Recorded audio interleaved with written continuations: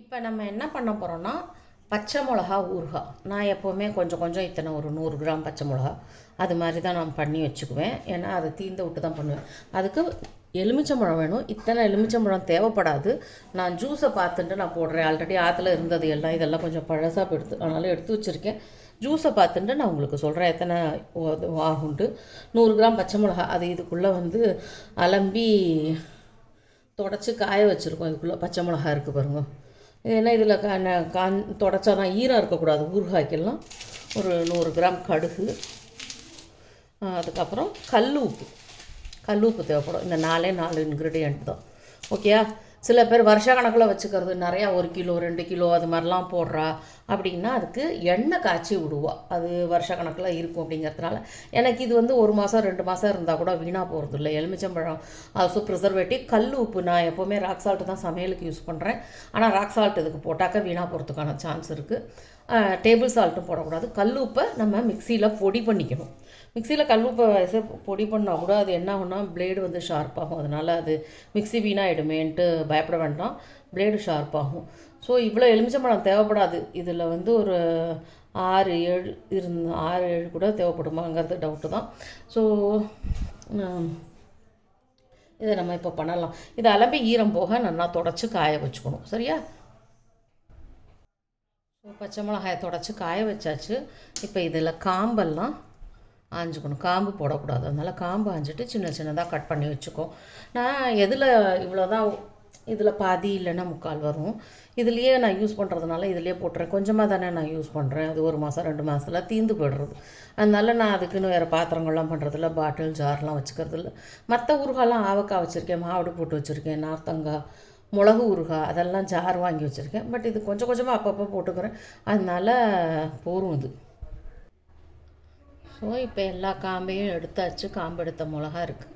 இதை கத்திரிக்கோளால் கட் பண்ணணும். ஏன்னாக்கா கத்தியால் கட் பண்ணால் நிறையா கண்ணில் போடும். அந்த கட் பண்ண போர்ஷன் கையில் பட்டுதுன்னா அது கண்ணில் வச்சுட்டோன்னா ரொம்ப எரியுங்கிறதுனால கத்திரிக்கோள் நான் ப்ரிஃபர் பண்ணுவேன். ஸோ நம்ம இப்போ இந்த மிளகாயை நறுக்கிக்கலாம். 2 2 3 4 அது மாதிரி நறுக்கி போட்டுக்கணும். இந்த மாதிரி பண்ணுறதுனால என்னென்னா அந்த கட்டான போர்ஷன் நம்ம கையில் படாது. டைரெக்டாக அந்த பாத்திரத்துலேயே போட்டுடலாம். இதனால என்னென்னா கையை தெரியாமல் கண்ணில் வச்சுக்கிண்டா கூட கண் எரியாது.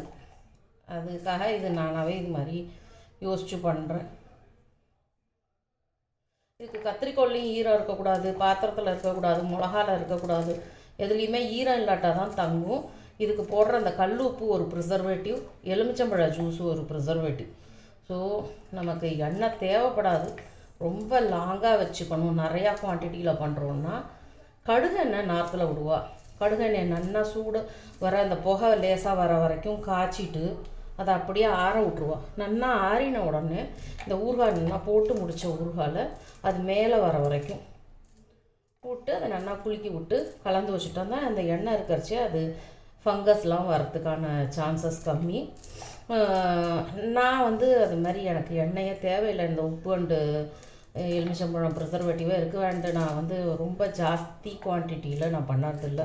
நான் அப்பப்போ பண்ணிக்கிறேன். இது பண்ணி வச்சுன்ட்டு இம்மிடியேட்டாக சாப்பிட்டா அவ்வளோ டேஸ்ட்டாக இருக்காது. அது ஊறணும். ஒரு 2-3 நாள் கழித்து சாப்பிட ஆரம்பித்தாதான் அது நல்லா அந்த உப்பு எலுமிச்சம்பழம் காரம் எல்லாம் ஒன்றோட ஒன்று சேர்ந்துண்டு நல்லா இருக்கும் டேஸ்ட். ஓகேவா? இது ஃபுல்லாக நறுக்கிட்டு வரேன் நான்.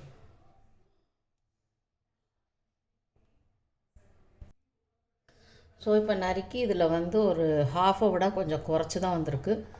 சில இது வெளியில் தள்ளி போகும், கொஞ்சம் பெருசாக நறுங்கிடும். அதுக்கெல்லாம் கை வைக்கிறாப்புல தான் இருக்கும். அப்போ கையை நல்லா அலம்பின்றணும். இல்லை கண்ணில் வச்சா இது வரும், தண்ணியாக வரும். ஸோ இதுக்கு இவ்வளோ கல் உப்பு போட்டுருக்கேன். இதை மிக்சியில் அரைக்க போகிறேன்.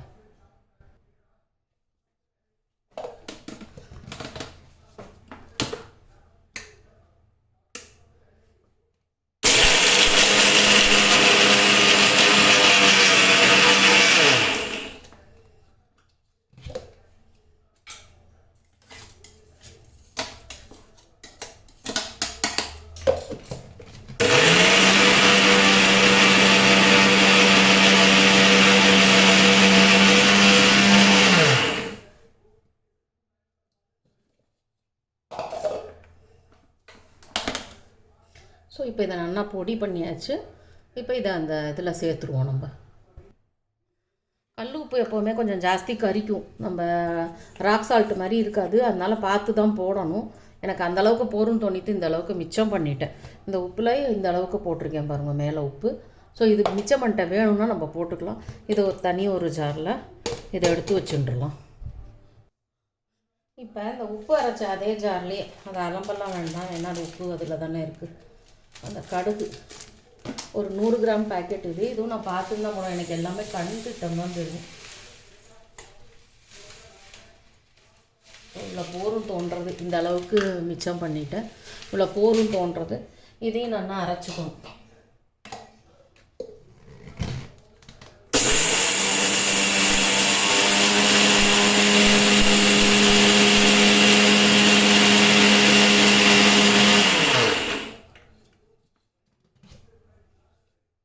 இந்த அளவு அரைப்பட்டதுன்னா போதும்.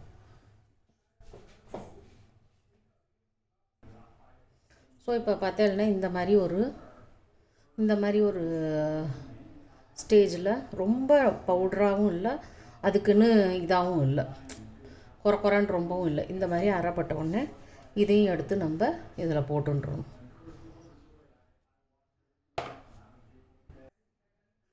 நம்ம அதில் இப்போ புதுசாக வாங்கின பழம்லாம் இது. சில பழங்கள்லாம் கொஞ்சம் முன்னாடியே வச்சுருந்தது பழசாக இருக்குது, நம்ம பார்த்துட்டு போட்டுக்கலாம். முன்னாடியே புதுசாக வாங்கின பழமெல்லாம், ஏன்னா இது கொஞ்ச நாள் வச்சு யூஸ் பண்ண போகிறதுங்கிறதுனால ஒரு 6-7 பழம் இது மாதிரி நறுக்கிண்டு கொட்டை எடுத்துடணும். ஒரு 7 பழம் நறுக்கிட்டு நான் உங்களுக்கு காமிக்கிறேன். எல்லா கொட்டையும் எடுத்துடணும், எல்லா இது இருக்குல்ல சீட்ஸ் எல்லாத்தையும் ரிமூவ் பண்ணிடணும். இப்போ நம்ம ஒரு 7 பழத்தை நறுக்கி வச்சுட்டுருக்கோம், கொட்டையும் எடுத்துட்டோம்.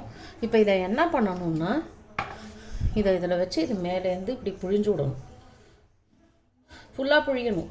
இது எலுமிச்சம்பழமே எனக்கு போகும். எண்ணெய் விடுறவா என்ன பண்ணுவான்னா, மெயினாக கடுகெண்ணெய் விடுவாள். கடுகெண்ணெய் எல்லா ஊறுகாலையுமே நல்லாயிருக்கும். இந்த விதையெல்லாம் எடுத்துடணும், இந்த மேலேருந்து விழுறது பற்றியில். இப்போ இந்த தோல்லாம் நம்ம என்ன பண்ணலான்னா, காய வச்சுட்டோம்னா, ஸ்நானப்பொடி இருக்குல்ல, குளிக்கிற பொடி, அதிலெல்லாம் சேர்த்துக்கலாம். சில பேர் இந்த எலுமிச்சம்பழ தோலியை கூட ஊறுகாய் போடுவாள். அது ஜூஸ் இல்லாமல் இருந்தால் எனக்கு கொஞ்சம் பிடிக்காது, கொஞ்சம் கசக்கும். இந்த மாதிரி கையால் மீனாக்கா நடுவில் கையை போய் நல்லா தொடச்சுன்றணும், ஈரம் இருக்கக்கூடாது, கையிலையும் ஈரம் இருக்கக்கூடாது. இது மாதிரி எல்லாத்தையும் புழிஞ்சிடணும். நமக்கு கடுகெண்ணெய் பிடிக்காது அப்படின்னா அது மேலே விடுறதுக்கு கடுகெண்ணெய் தான் விடுவா. ஊறுகால்லாம் நல்லாயிருக்கும். ஆனால் நிறையா நம்ம தமிழ்கார ஆளுக்கு பிடிக்காது அப்படின்னாக்கா நல்லெண்ணெய் விடலாம். நல்லெண்ணெயும் கொஞ்சம் ஹெவி ஸ்மெல் தான், அதுவும் பிடிக்காதுன்னா ரீஃபைண்ட் ஆயில் நல்லா பொங்க காய வச்சு இதுக்கு மேலே வரைக்கும் நிற்கணும். ஏன்னா அது மாதிரி நல்லா அளவு வச்சுட்டு நல்லா பொங்க காய வச்சு லேசாக புகை வரைச்சி அதை நிறுத்திடணும், அடுப்பை நிறுத்திட்டு நம்ம என்ன பண்ணணும், ஆற விட்டு ஆறின உடனே இதில் போட்டு நல்லா கலந்து வச்சிடணும். வெயிலில் கூட வச்சு எடுக்கலாம், ஒரு 2 நாள் வெயிலில் வச்சு எடுத்தோம்னா அந்த வெயில் பட்டுதுன்னா அதோட டேஸ்ட்டு அது ஒன்று. இதையும் கூட வைக்கலாம், இப்போ எண்ணெய் விடாட்டே பரவாயில்ல. இதை ஒரு 2 நாள் நான் ஊறுறச்சே நான் வெயிலில் வச்சு எடுத்தேன்னு வச்சுக்கோங்க, இந்த ஊறுகால படுறச்சே அந்த வெயிலுக்குன்னு ஒரு டேஸ்ட்டு ஒன்று உண்டு. அந்த டேஸ்ட்டு இன்னும் கொஞ்சம் என்ஹான்ஸ் பண்ணி ரொம்ப டேஸ்டியாக வரும். ஸோ இதை 2 நாள் நான் வெயில்லையும் வைக்க போகிறேன். சரியா, இதை ஃபுல்லாக பிழிஞ்சிட்டு உங்களுக்கு காமிக்கிறேன். எலுமிச்சம்பழம் பிழியரைச்சி நடுவில் அந்த ஒரு காஞ்ச ஸ்பூன், ஈரமில்லாத ஒரு ஸ்பூனை வச்சு கலந்து விட்டுக்கணும். எனக்கு தோன்றது இந்த 7 பழம் போகாது, பாக்கி இருக்கிற அந்த பழைய பழம் 3யுமே போட்டாகணுன்ட்டு, போட்டால் டேஸ்ட்டாக இருக்கும்னு நினைக்கிறேன். 7 பழம் விட்டுருக்கச்சே இந்த மாதிரி நல்லா பிசைய வருது. இதில் நம்ம தண்ணியோ எதுவுமே விடலை, வெறும் எலுமிச்சம்பழ ஜூஸு. அதில் அந்த உப்பும் உருகிக்கும். அந்த 3 பழம் போட்டால் இன்னும் டேஸ்ட்டாக இருக்கும். மிளகா கொஞ்சம் காரமாக இருக்குதுன்னு தோன்றது, ஸோ அதையும் நான் போடுறேன். ஸோ பாக்கி இருந்த அந்த பழைய பழம் 3யும் பிழிஞ்சோம். அந்த பழைய பழத்தில் ரொம்பவே ஜாஸ்தி ஜூஸ் இருந்தது. சரி இருக்கட்டும் அப்படின்ட்டு பிழிஞ்சாச்சு. இதை விதையெல்லாம் எடுத்துகிட்டு பிழியணும். இப்போ இதில் இருக்கிற நீர் எல்லாமே எலுமிச்சம்பழ ஜூஸுன்னு கிடையாது, அந்த உப்பும் சேர்ந்து உருகி இருக்கும் இல்லையா, எலுமிச்சம்பழம் பட்ட உடனே அதுவும் சேர்ந்து உருகி இருக்குது, இப்படி தளத்தலன்னு ஆகிடுத்து பாருங்க. இப்போ இது ராத்திரியெல்லாம் ஊறட்டும், இப்போ ராத்திரி, அதனால் ராத்திரியெல்லாம் ஊறட்டும். காரத்தால் எடுத்து வெயிலில் வச்சுட்டோம்னா சாயந்தரமாக எடுத்து திருப்பி உள்ளே வைக்கணும். மேலே ஒரு கர்ச்சீஃப் மாதிரி மெல்லிசான ஒரு கர்ச்சீஃபோ இல்லை ஒரு துணியோ போட்டு கட்டி வச்சோன்னா தூசி படாது காய வைக்கிறச்சு. ஸோ இந்த இதையும் ஒரு தட்டில் எடுத்து வச்சுட்டாச்சு. இதையும் காய வச்சோன்னா நமக்கு காரத்தால் ஒரு வாரம் காயும். காஞ்சதுன்னா அதை பாசிப்பயிரோட ரோஜா இதழ்கள், பூலாங்கிழங்கு, அது மாதிரி கஸ்தூரி மஞ்சள், இன்னும் இதெல்லாம் தேவையோ அதெல்லாம் போட்டு வரிக்கொழுந்து இன்னும் நல்லதெல்லாம் சாமான்லாம் சேர்த்து அரைச்சிட்டோன்னா உடம்பு ஸ்கின்னுக்கு ரொம்ப நல்லது. ஸோ இவ்வளோ தான். பச்சை மிளகா pickle ready, green chilli pickle ready. இது இந்த 2 நாள் வெயிலில் காய வைக்கிற வரைக்கும் இது கொஞ்சம் நன்னா ஊறணும். அப்போ தான் அதோட டேஸ்ட்டு நன்னா வரும். இந்த கடுகு தான் தெரிகிறது, உப்பு தெரியல பாருங்கள். இந்த கடுகு, இந்த பச்சை மிளகா, இதில் சில பேர் மஞ்சப்பொடி போடுவா. அது வேணால் போட்டு பார்க்குப்பா. சில பேர் வந்து போடுவா. நான் போட்டதில்லை இது வரைக்கும். பட் நான் இப்போ போட்டு வேணால் பார்க்குறேன் உங்களுக்காக ஒரு ட்ரையல். கொஞ்சமாக இந்த அளவுக்கு போட்டால் கூட போதும். அதை போட்டு வேணால் கலந்து வேணால் பார்க்குறேன் பச்சை மிளகா ஊறுகாயில். அது எப்படி இருக்குன்னு நான் அதுக்கப்புறமா ரிவ்யூவில் சொல்கிறேன். சரியா? இப்போ சாப்பிட்டு பார்த்து உடனே சொல்ல முடியாது. இதுக்கு முன்னாடி பண்ண இந்த பைங்கன் பர்த்தா கத்திரிக்காய் ரெசிபி ரொம்ப டேஸ்டியாக இருக்கும், எங்கள் அதில் எல்லோரும் சொல்லிட்டா.